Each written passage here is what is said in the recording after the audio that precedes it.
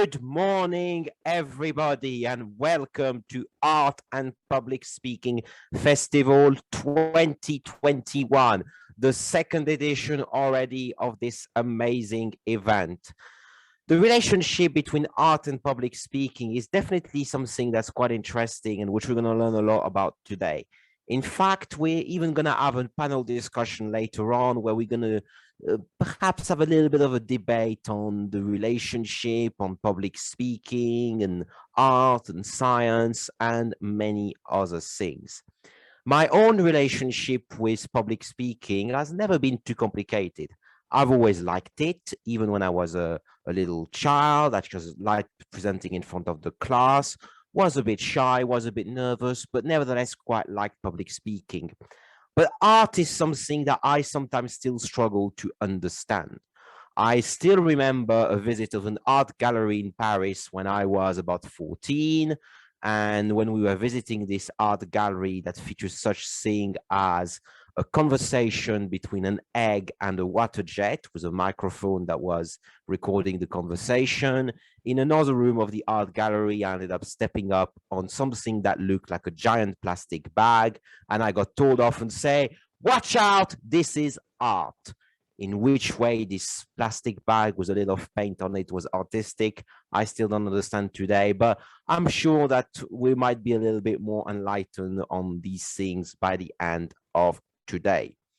We've got a packed agenda today. We're going to begin with a keynote. We're then going to have a number of workshops and sessions. The best practice with these things is to have a notebook ready, be prepared to take some notes, and to be prepared to take some notes. In fact, I still have some notes from one of the workshop of last year's festival. It was a sketching one.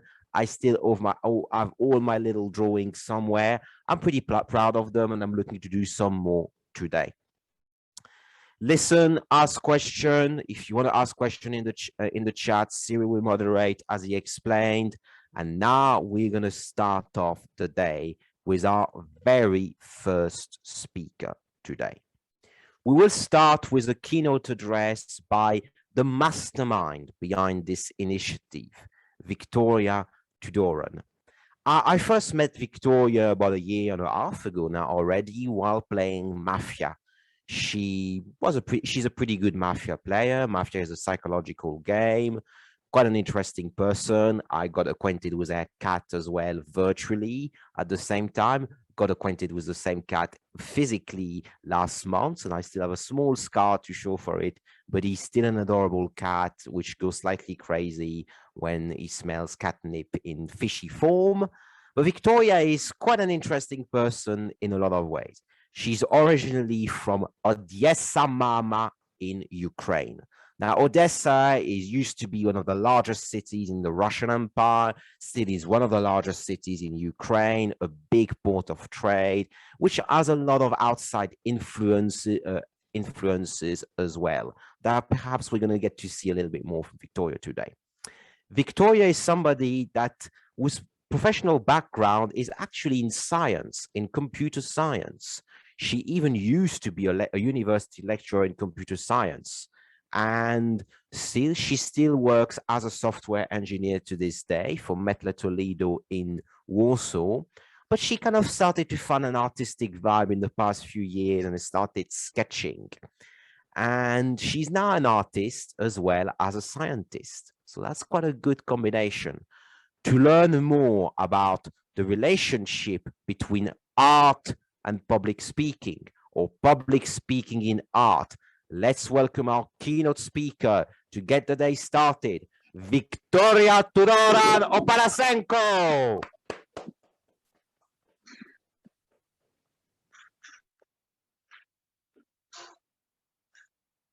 I have a dream.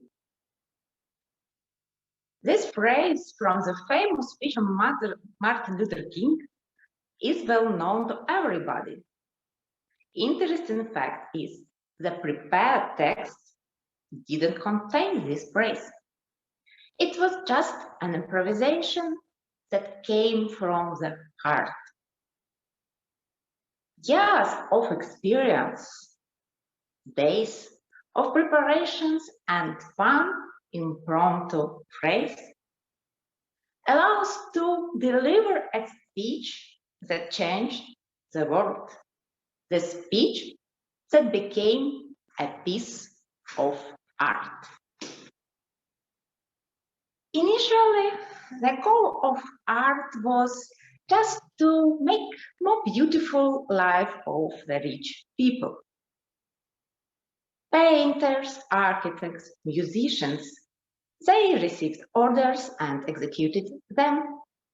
In 19th centuries, at the time of many revolutions in Europe, at the time when the political situations dramatically changed, artists said, wait, we want to say our opinion as well. And most of them chose this independent trip and tried to find the way how to deliver their opinion, their message, the best way. This year in Warsaw, in Budapest, and in many other cities, an exhibition of Banksy take place. There are no originals. It'd be tricky, to bring just somebody's house or a wall from some city to demonstrate it as an exhibition. So organizers of these exhibitions, they could just draw as Banksy.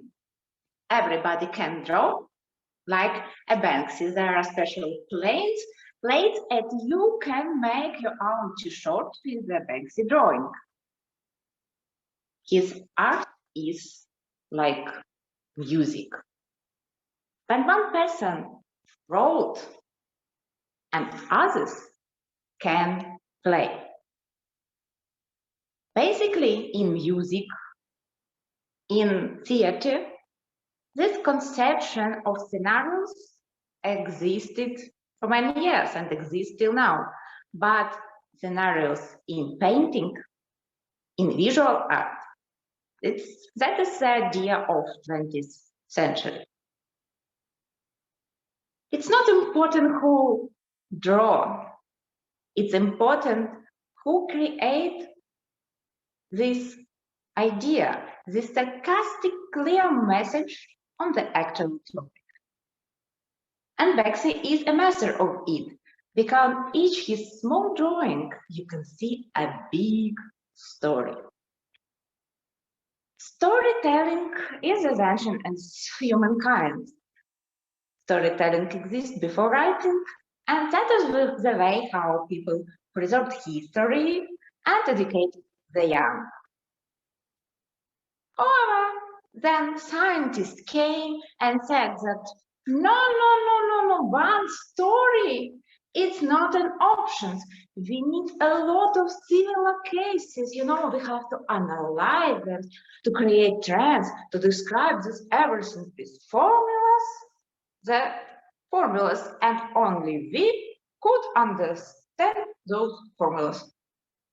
How many children struggling with education at school, at the universities, about those of common laws that describe everything. Fortunately, recently, other scientists, they proved that for our brain, the easiest way to receive knowledge is stories. Stories is something that our brain got the best and so remember for many years. That's why today's storytelling is so popular in education, in business conversations, and of course, in art. Sometimes artists are so much focused on delivering their message that they even forget to draw. In 70 years of the last century in USA, female artists organized a woman house. It was a special place where women artists just could come and work, but this house itself, it was just an installation of the woman life during the 20th century in USA. So everything begins at the first rooms when a young woman, like a princess, like a bride, just enter this beautiful house, and with the next room, her life turned into the boring housekeeping routine. The most awful place was kitchen. It looked almost like a hell. Except these installations regularly, they organized performances. One of the masterminds of this house, Faith Walding, is famous as well for her poem Waiting. Waiting is a 4-minute poem that describes just the life cycle of women from the birthday till the last breath. Each line in this poem started with the word waiting. I just show you a small part to understand how it was. Waiting, waiting to become a pretty girl. Waiting when he noticed me.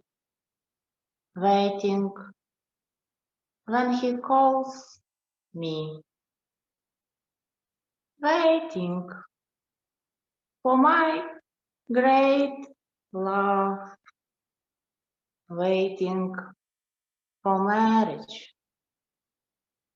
Waiting when my baby comes. So it was really 4 minutes of waiting. And pay attention to the voice, vocal variety, and body language. So very monotonous voice and very monotonous movement. And this everything just to support this idea of waiting. It creates this atmosphere that this waiting is just insufferable. It's impossible. So it's permanent waiting when finally she will have some time for herself. And interesting that usually in public speaking, when we discuss body language, we usually could hear such comments like, you need to add more actions, more movements along the stage, and add more vocal variety.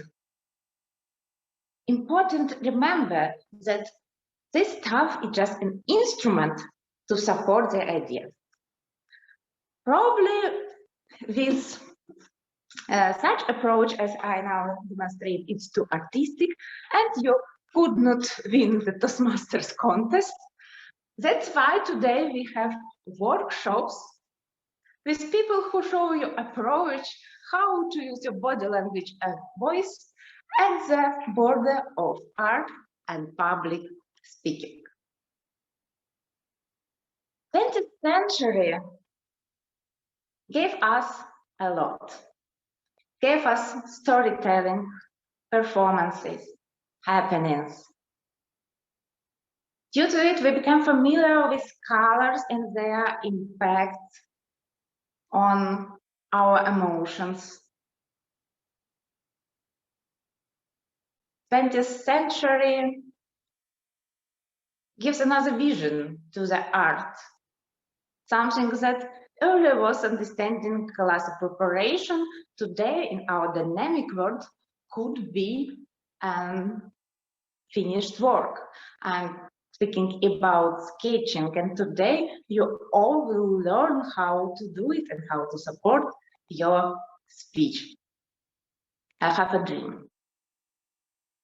I have a dream that after today, after all those amazing workshops, you deliver a speech that change the world for better. Mr. Master of Ceremony, the stage is yours.